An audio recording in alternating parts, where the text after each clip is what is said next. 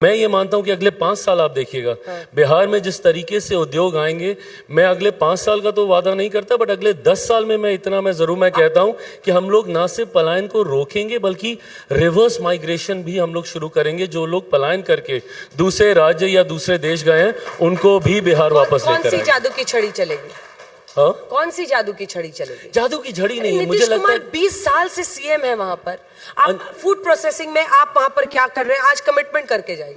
अंजना जी, मैं पहली बात तो ये मानता हूं, अब मैं बोलूंगा तो राजनीति लगेगी, बट जिस तरीके से 90 के दशक में बिहार को बर्बाद कर दिया गया था, पूरी तरीके से बिहार का इंफ्रास्ट्रक्चर धराशायी कर दिया गया था। आज की तारीख में आप उस राज्य में उद्योग लगाने की सोच ही नहीं सकते जहां पे सड़कें नहीं हो, बिजली नहीं हो, पानी नहीं हो। बेसिक ज़रूरतें हैं किसी भी इंडस्ट्री के लगने के लिए। कनेक्टिविटी नहीं होगी, आपके लॉजिस्टिक्स ही नहीं बैठेंगे। अगर वहाँ पे बिजली नहीं होगी, पानी नहीं होगा, तो वो उद्योग चलेगा कैसे? ये चीज़ें बिहार में थी ही नहीं। मैं मानता हूँ 2 दशक लगे, पर उससे पिछले जो 1.5 दशक थे उन्होंने बिहार को इतनी खाई में धकेल दिया था कि उस खाई को भरते भरते ये 2 दशक लगे हैं। सवाल मैंने भी उठाए थे, ऐसा नहीं कि मैंने सवाल नहीं उठाए थे। मैं ये मानता था कि चीज़ों को और बेहतर किया जा सकता है। 2020 का चुनाव मैंने अकेले इसी मुद्दे पर मैंने लड़ा था, क्योंकि ऐतराज मुझे भी थे।